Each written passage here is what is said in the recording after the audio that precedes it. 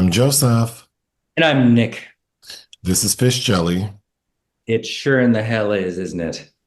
How are you? I'm borderline exhausted, energized. How are you? Is that like borderline shy wild? Yes. What does that make sense? How does that make sense?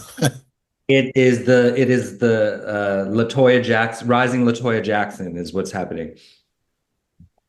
Well, you're in Cannes right now.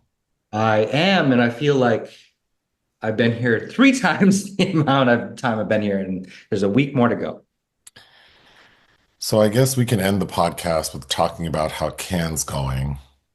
However, it works best for you. Okay, then let me just get through a couple of things. So we reviewed a movie called Jane Austen Wrecked My Life, Yes. which the review's on YouTube, but more than one person sent me a message saying that when they saw the thumbnail for that review, they said they thought it read Jane Austen wrecked my hole. And for some reason, well, I guess I'm just immature, but I was laughing for like an entire day thinking about Jane Austen wrecked my hole. Jane Austen with a double-sided dildo. Yes. Yeah. So, not to start the podcast off nasty, but I just thought it was funny. So Uh, um, Jane Austen's real, and so are dildos. It's fine. moving on. So Toni Braxton's son, Diesel, graduated from Howard. I'm not sure what his degree is in, but he was standing in front of like a BFA sign. So whatever. But anyway, his graduation was overshadowed by his mother, Toni Braxton's outfit that she wore to the graduation. And I sent you a picture of it. I thought she looked like she was attending a stripper's funeral. Yeah. How would you describe her outfit to people who haven't seen it? She's in all black. She's an all black. Yes, like if Tim Burton was directing a stripper's funeral. So she's wearing a black, um, like fitted sport. Well, it's almost like a vest kind of. And then underneath she has on this like mesh fitted, like nude illusion blouse. And then it looks like she's wearing bloomers. Like they kind of like black granny panties. Well, the problem, besides it being questionable for the occasion, it's ugly.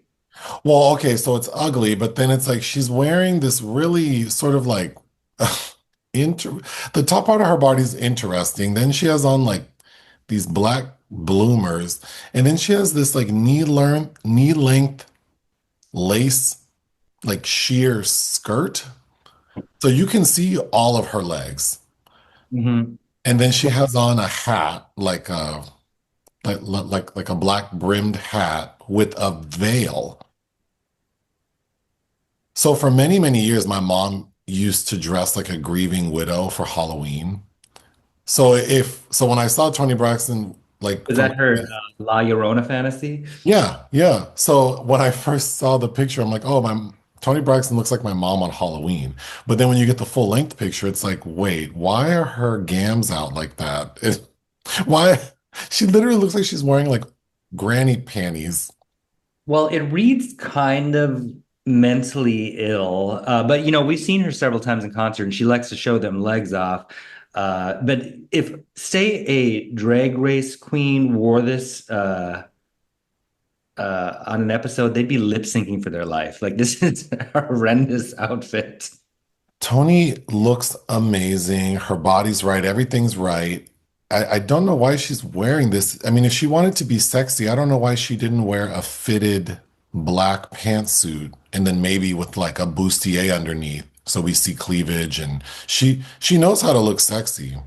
And it's so weird because like Toni Braxton is known for her very skimpy outfits. And anytime she does daytime television, she finds a way to make it appropriate, but still sexy. And it's like, so she knows better. I don't know why she didn't, wear the outfit you wore to the Sherry Shepherd show. You wear that to your son's graduation. Like, something that This looks crazy to me. Well, when you say everything's right and Toni Braxton in the same sentence, does that include the bank accounts? Wow. She all set now? Is she good with her Well, now that she's married to Birdman, I hope that he's wait, spot. I thought that was dissolved. No, they're still legally married. Her and Scatman are still legally Yeah. married. Okay, moving on. I saw that Gerard Depardieu was found guilty of sexual assault Oh, I saw a headline over here about how Cannes has finally turned their back on Gerard. Uh, because it was related to him groping two women on the set of a film called The Green Shutters. the green shutters. Like, is that two T's or two D's? T like Tony. Okay, like Tony Braxton. It's a 2021 film. He was found guilty and he was handed an 18-month suspended sentence. So, Oh God, my friend Fanny Ardant is in that film. I have not seen that. Oh, Jean Becker directed it. Okay, yeah, I haven't. I wasn't aware of that film. but yeah, Um, he's a convicted sex offender, I guess. well, isn't he living in Russia? Is he? Okay. Well, Yeah, he was mad at the taxes he had to pay in France. So he's been persona non grata kind of for a minute already. So oh. Okay, moving on. This episode will be a little shorter because you're preoccupied with cans, so we don't have five on the black hand side this week. But moving on to the restaurant section, I want to hear about some of the food you've had in Cannes. But I did want to mention first, there was a coffee shop on Sunset called Rubies and Diamonds Mhm. that I had gone to with a friend of ours who was saying, oh, they have this salted coconut cold brew that's famous. So we went, and the first time I went, I don't recall much because I was more focused on him wanting to talk. But I went again with you, and then I think I went again a third time just because we lived by it. But I have to say, every time I've gone, the service there was so slow. It would take them like 10 minutes like per latte. I was like, and so I'm like, this can't be sustainable. And lo and behold, they're now closed. So No. I kind of thought, it's a little sad because it was something I was familiar with that's no longer there. But also, let it be a lesson that we need to be efficient with good service. Okay. And maybe a more appropriate name. Did after you'd been frequented it there a trio of times, did you find that the name fit whatever that was? Well, from a marketing standpoint, who would know what that is? Exactly. Because I mean, especially being in Hollywood on Sunset, I mean, I would assume it's either a strip club or a place that sells jewelry, but not a coffee shop. Hearts, not diamonds. Oh, shout out to Lauren Bacall. And who's the handsome man in that movie? Oh, that's Michael Bean Michael Bean. in The Fan. Okay. Have you tried I'm assuming Can doesn't have octopus burgers. So have you tried anything interesting? I saw that comment, someone trying to throw shade about my curiosity trying cuisine, and I don't know that I appreciate that, but whatever. I'll still try new things. No, I have usually the first weekend is usually insane, and this year has been this year has felt more stressful than usual. So I only was able to sit down and eat my first two nights here, last Monday and Tuesday. So I hit my old favorites because I've learned that I don't know when I'll get the chance to do that again. So I like La Piazza. So I had a pizza there, which is very easy and affordable, and the service is relatively fast enough. And then next kind of uh, kitty corner from it is the more famous tourist spot, La Pizza Cresci, which was made popular years ago because of Tarantino endorsing it, basically. But that's usually pretty good. If you go at sometimes just off center hours between lunch and dinner, it's really easy to get a seat. But I mean that pizza is heavy and oily and oh so good. But I ate it right before I had to see a 3 hour German, 2.5 hour German film, and that made it difficult uh, to sit through. Or did you have greasy farts?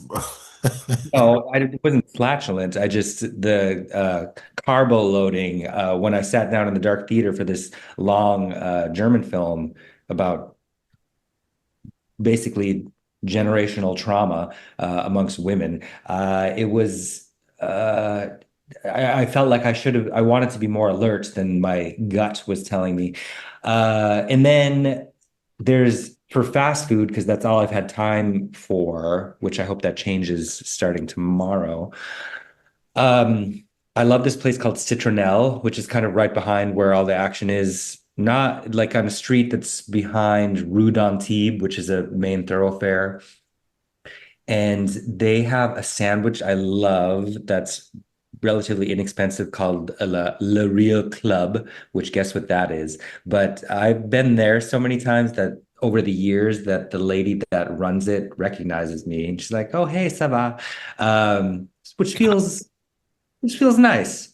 And then I asked her her name one year though, and I don't remember it, and I feel like I can't ask again, even though she probably doesn't remember that I asked. Anyway, and then another place that I like that's I believe is a chain because there's one near the flat I'm renting, and there's one near the Palais, but it's called Al Shark, and it's like a Mediterranean cuisine, and they have a really great shawarma poulet, and that is actually just what I ate before hopping online with you. Mm. Speaking of greasy farts, I've been listening to since last week we watched Drag Race All Stars 10, that Ice Spice song, Think You the Shit, You're Not Even the Fart. I actually really like that song. But then thinking about Ice Spice makes me think about remember when Ayanla had that rapper Hazel E on her show, Ayanla Fix My Life, and she made that lady read her nasty lyrics in front of pictures of like Harriet Tubman and Yes. Sojourner So, Truth. so stupid. That's the kind of television I like. I was listening to on repeat until yesterday, at least. I'd sent you something on Instagram set to the song of Tina from Bob's Burgers dancing to it, but I kind of Oh, yeah. it's called Vibe If I Back It Up by Cookie Kawaii. And there's a version of it with Tyga. And that I've been bopping around back and forth to my flat listening to that. Oh, well, then speaking of songs I've discovered, I was listening to L.A. Reid do an interview and he was talking about how Shaka Khan has one of his favorite voices. But then he said that there is a singer who I'm familiar with from the 80s named Vesta Williams, who's very beautiful. But he said, oh, she has a song where she sounds a lot like Shaka Khan, and it's called Once Bitten, Twice Shy. So I'm like, oh, let me check that out. And I recommend people check it out because it's an up-tempo song, but the lyrics are like, it sounds like she's singing about like a vampire. Like this man's love is like a vampire. So I think the opening line talks about like you're like Dracula, Oh, but it's actually kind of campy and fun. And then Vesta can sing her ass off. But I've been listening to that. that reminds me of that Jim Carrey, Lauren Hutton movie, Once Bitten. We you started that once, but I think I fell asleep. And Cleavon Little. Yeah, Isn't that the one where he's very young and there's a lot of like gay, there's a lot of homophobia. Yeah. yeah, a lot of homophobia. Yeah, I fell asleep in that one. Even though Cleavon is clearly gay as her assistant and That's having, right. That's right. Oh, now I kind of want to rewatch it. it's not good, but Lauren Hutton looks ravishing. So All right. On our Patreon this past week, we reviewed the animated film Spirited Away, so people can give us money to listen to that. Unfortunately, there is an entry in the obituary section. Joe Don Baker died. he did. He was 89 years old. I was looking him up. I recognize him, but I Oh, don't know what. you've seen him. I mean, he's kind of a character actor, but he's I know we watched Mars Attacks with you, and that for some reason that always pops into my head as a Joe Don Baker film. Guess call back to Tim Burton already twice in this recording. But yeah, you've seen him. Fletch, Goldeneye. He's known for a film called Walking Tall. Yes, which I've seen once years ago. That's like one of his, yeah, that's like a signature lead role for him. He was usually kind of like rednecks and or weirdo supporting characters. Oh, well, he was 89. I'm sure he'll be missed. Mhm. Okay, well, we can't end this with you talking about Can. Oh, So, this is going to be really brief. well, I mean, how was your flight over there? It was pretty smooth. I flew from LAX to Zurich, which is a route I've taken before, and then You left Saturday morning. evening.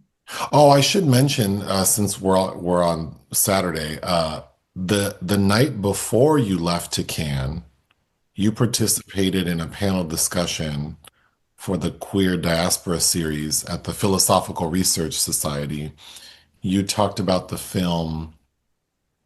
All about my mother.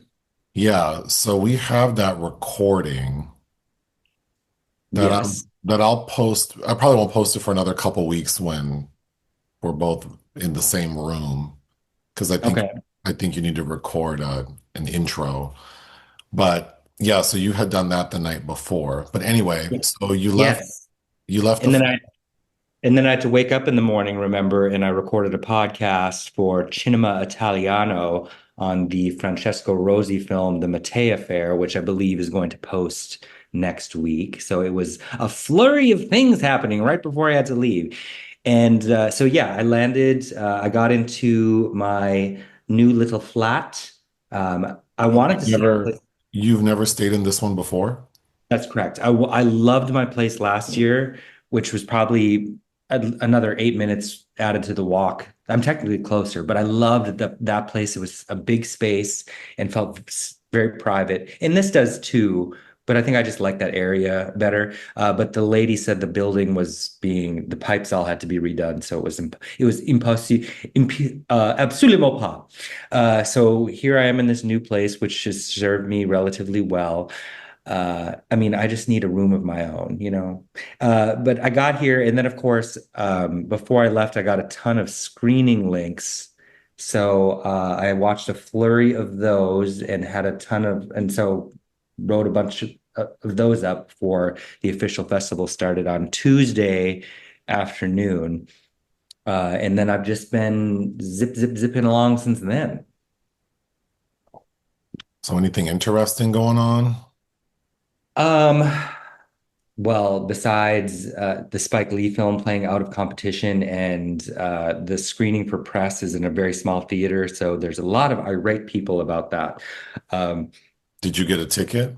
I did not, so hopefully I will have to. I'm actually going to go because to me, Spike Lee is worth it. I will up and go early and wait in the last minute line, which I haven't had to do at Cannes since 2017. Um, But yeah, beyond, I have a very good badge, so I just there. I feel like there are very few filmmakers who I would make that effort for, and especially if it's not starring Sigourney Weaver, Isabelle Huppert. Speaking of which, the new Isabelle Huppert film I see tomorrow morning, which I'm very excited for. Does Sigourney have a new film? Dust Bunny hasn't premiered anywhere yet, Oh, but oh, oh. I'm assuming that'll be Venice, and of course, Avatar 3 later this year, which What is the Spike Lee movie? highest to lowest with Denzel. And it is kind of a reimagining of Akira Kurosawa's classic High and Low. Um, but of course, will probably be a lot. Actually, the publicist that's handling it that I spoke to said, of course, they've already seen it. Said that it's much different than the Kurosawa film, which is interesting because I think Spike Lee got a lot of negative attention for remaking Old Boy by Park Chan-wook because that was a very kind of faithful adaptation that he didn't make it his own, in short. But I heard that that's different this time around.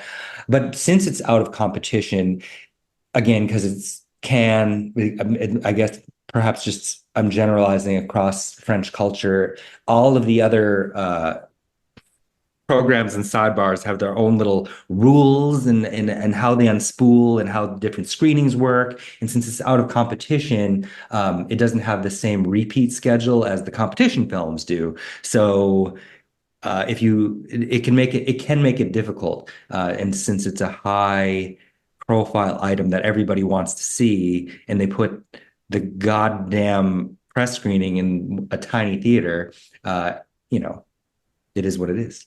Do you know who's in highest to lowest besides Denzel Washington? There's a Uh, rapper. yeah, well, Uh, ASAP Rocky, is it Gap? Okay, yeah. Ice Spice is in it, Okay. and I think I mean, she's higher up on the list than ASAP Rocky. So, I just saw ASAP Rocky in If You Had Legs, I'd Kick You, which was at which Rose Byrne won Best Actor for at Berlin, and he has some really nice chemistry with Rose Byrne in that, I will say. and then what is the Isabelle Huppert film called? It's the one where she's playing an approximation of Lillian Bettencourt, the richest woman in the world. Oh, yes, I saw you watching that. Well, you saw me watching the Netflix Oh, that's right. That's right. miniseries about that rich old coot. Anyway, enough on that. But I'm seeing that in the morning. As I said, I'm excited. I read a few books prior to coming, including the last one by, I hope I'm saying her last name. It's a uh, it's a pseudonym, but Fatima Das is Algerian French, and she wrote a piece of autofiction about being a young Muslim lesbian in a conservative family. And Hafsia Herzi directed. It's her third film, and it's in competition. And I must say, I really did not care for the adaptation all that much. But I read that. I read Kazuo Ishigo's A Pale View of Hills in anticipation of Ki Ishikawa's adaptation. And I will say, I think the adaptation's flawed, but it is sumptuous, and the two lead actresses are quite good.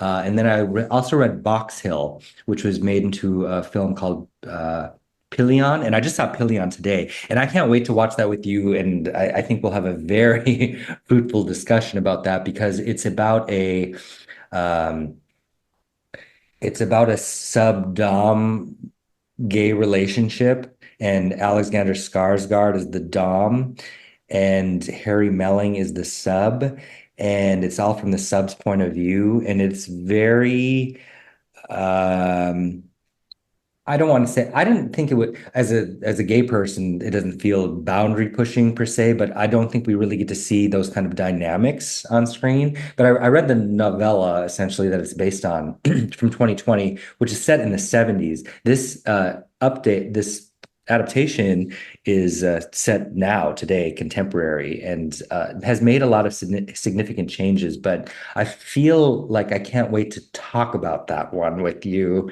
Because I have, Alexander Skarsgård is Tarzan, yes, and Henry Melling is Edgar Allan Poe.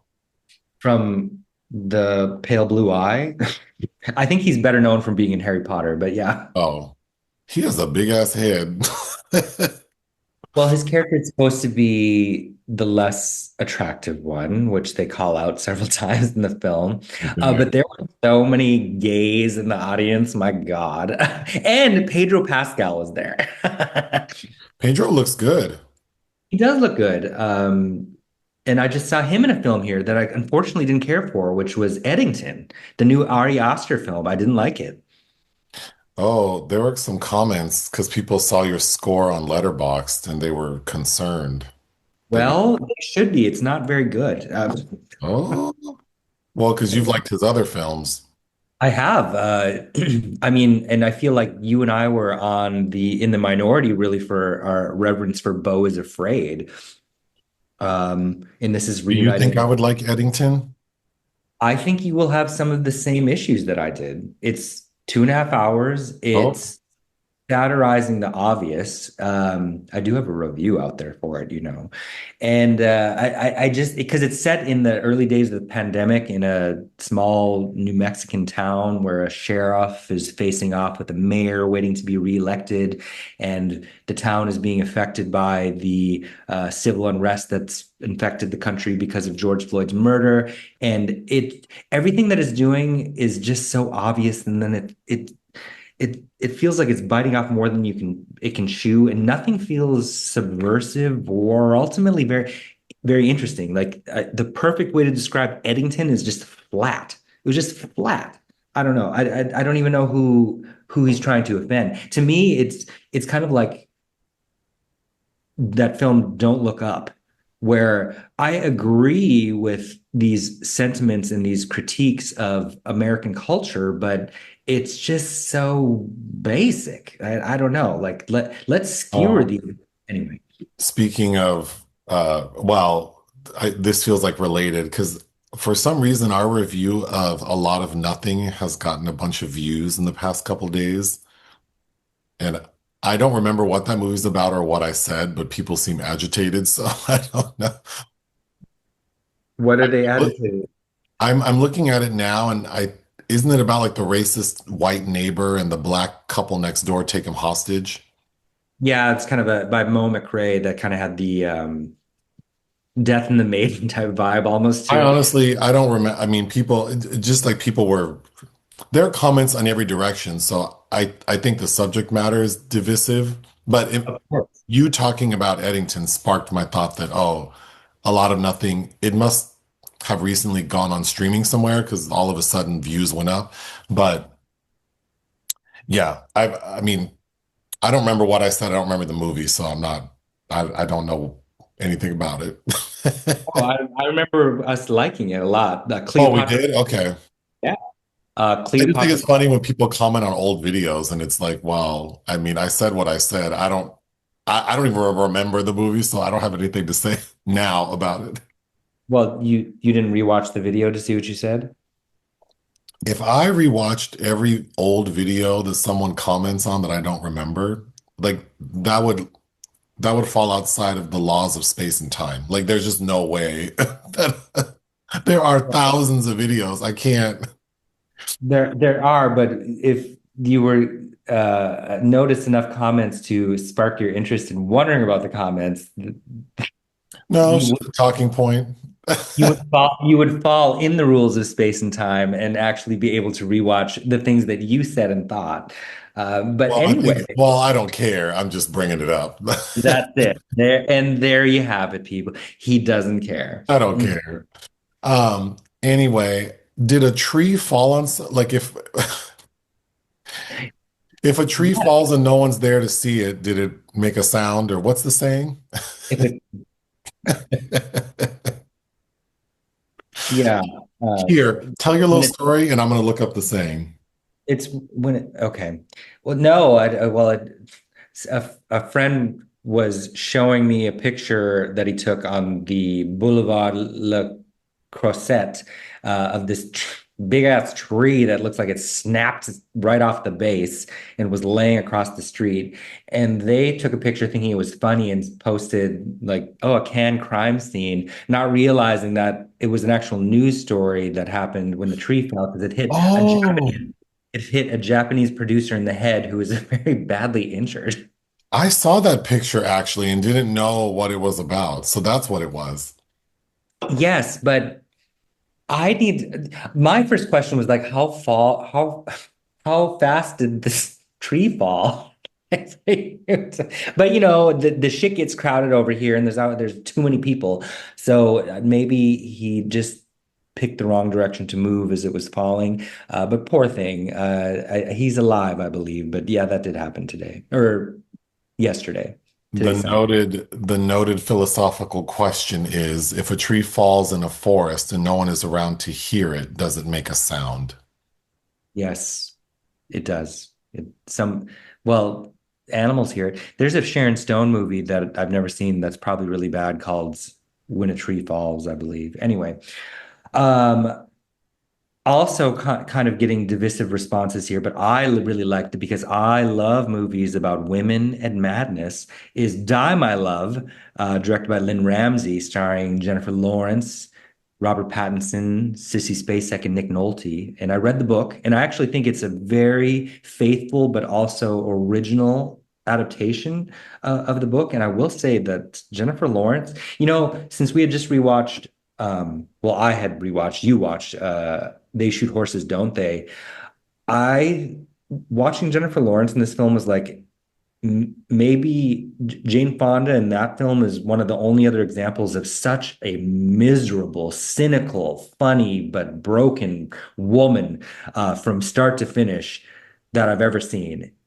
And even Marianne Jean-Baptiste, who I think can be thrown in that conversation in Hard Truths, like who I don't find particularly funny in that, but is just she goes there, and I thought she did a fantastic job.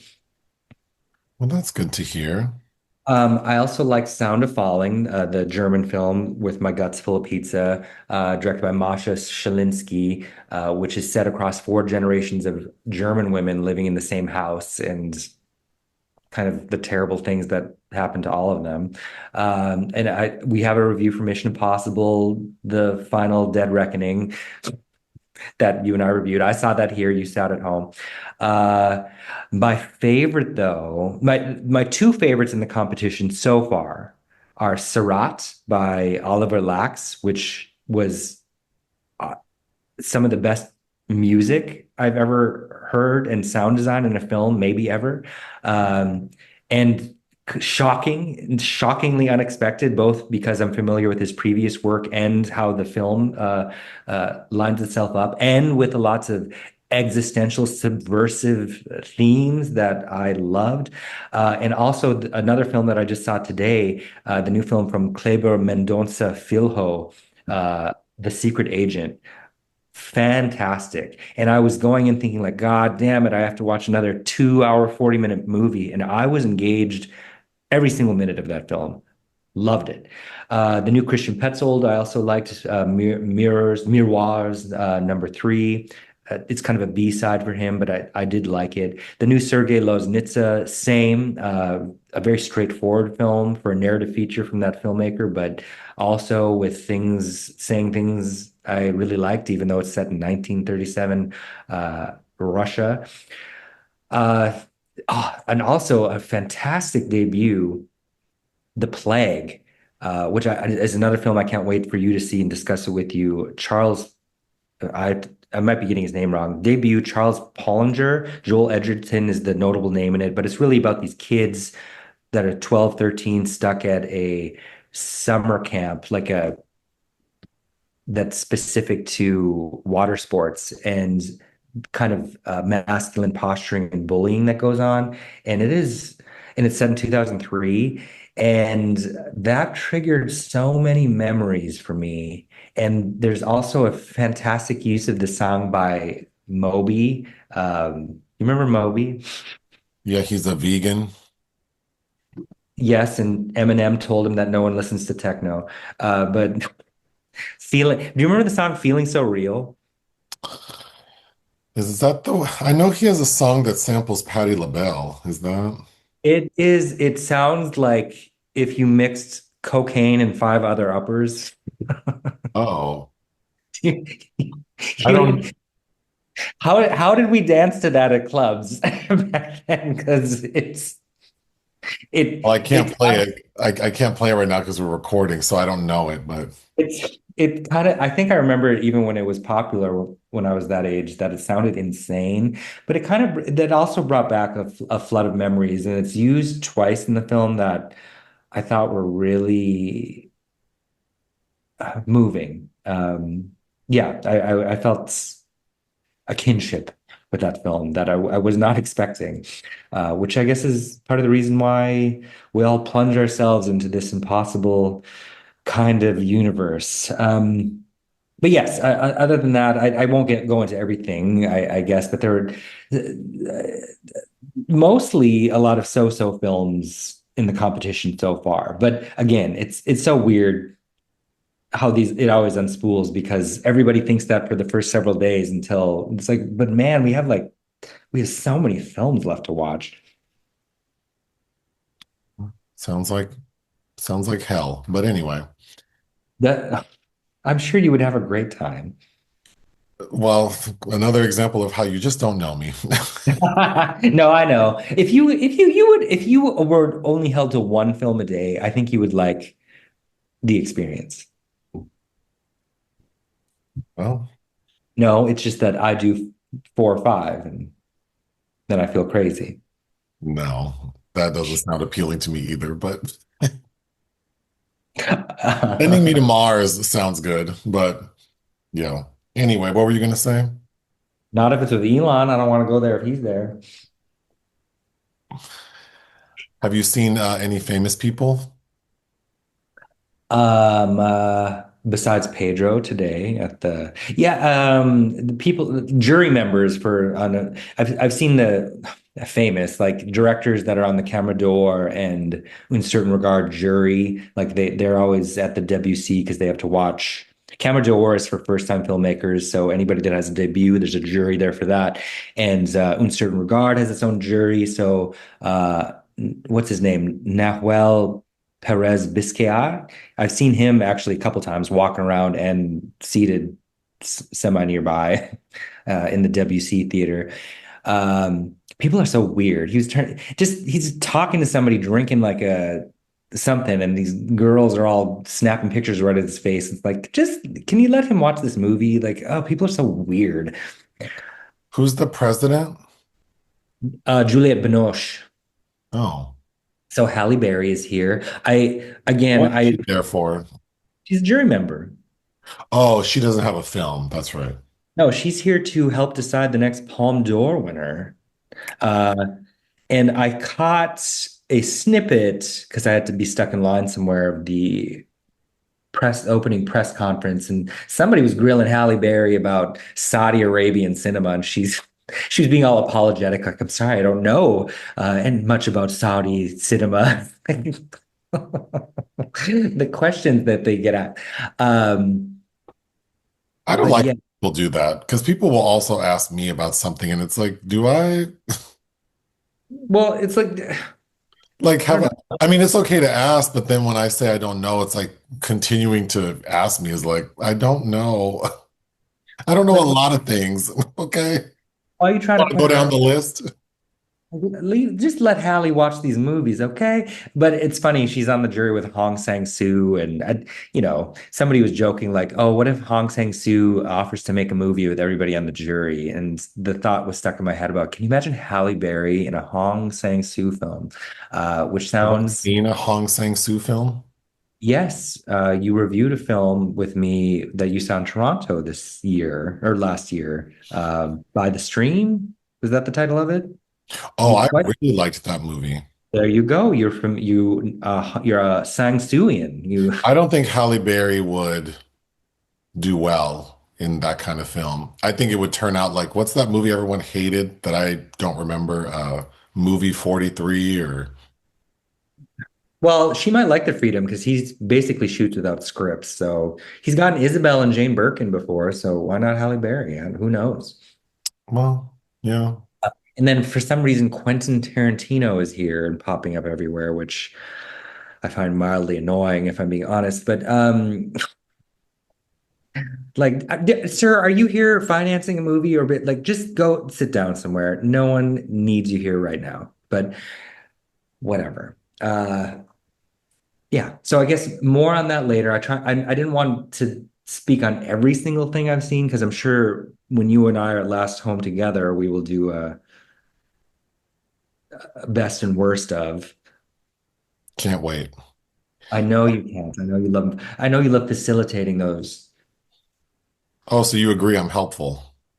Of course you're helpful. I couldn't do this without you. Well, let's bleep that out. Dude, what? I'll bleep that out. Anyway. Well, what else would you like to say about your experience thus far at the 2025? What edition is it? The 83rd or 78th? I So, want to say off the top of my head. oh, that was a good year. Yes, it was, wasn't it? Yeah, you know what? I've done this long enough to realize I think I get so it's making it through the first weekend and not dying of exhaustion that I have to remember. And then, but because like in the blink of an eye, you watch movies all day, you wake up, it's sunny, and then suddenly it's dark.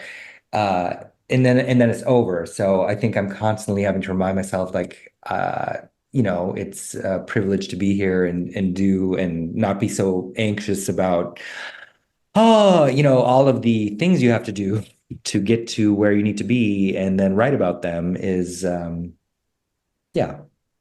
Interesting. All right. Well, Yeah, sure it is. Sure, Jan. it's like that video you see on Instagram. Like, I'm not dramatic, and then it's that Spanish language, or it might be Spanish language or Indian soap opera where the woman, someone like mildly slaps her, and she spins around in a circle and pulls down the drapes and falls down the stairs. Yeah.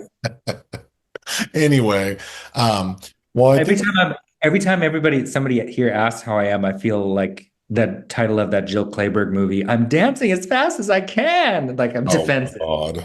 I'm just trying to make it through all of this.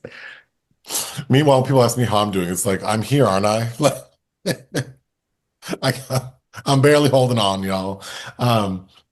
Well, I think that's all we have. I know there isn't much happening. I don't think there are any reviews for next week. No, that's not true. We Well, have a you re we have a review for, oh no, we don't. Yeah, so there's nothing. well, you released Mission Impossible early. Well, because it's already like out there. Like, Okay, well, and then yeah, somebody told me I tried to get you because the press screening for it was after I'd left, and I tried to convince you to go see Hurry Up Tomorrow starring Le Weekend I because do not like The Weeknd. I don't either, but somebody reached out. Trey Edward Schultz, though, directed it, who I think is a decent director. But somebody reached out to me on Instagram saying it's like definitely the worst of the year. So now I feel like we need to see that shit. Uh, I mean, maybe a secret movie. Well, I don't like him, and I'm kind of tired of Jenna Ortega. So Right. So I have no energy. And then I like it has what is it on Rotten Tomatoes? What is it called? Hurry up. Hurry Up Tomorrow. Ugh. Currently it's 13% on Rotten Tomatoes. Ooh. Well, I listened to someone's review and they were just like, yeah, this is not good. I don't even know that I'd want to take the time to make a video, but I almost feel like, yeah, I probably should watch it since it's so bad. But well, yeah, I guess next week we may or may not have a podcast because well, timing. I think the day that I'm flying back, you're flying out. no, I'll already be, You'll already be gone. yeah. So I would, it- yeah. Well, we might be able to figure it out because I might have Wi-Fi that's good enough to record something. Oh, like on the boat? Maybe. I, Wait, when? Okay, what we'll talk offline. We'll table this. We'll talk offline. yeah, we'll see. But I think that's all we have. Yeah, yeah. All C'est right. la vie. Ta-ta.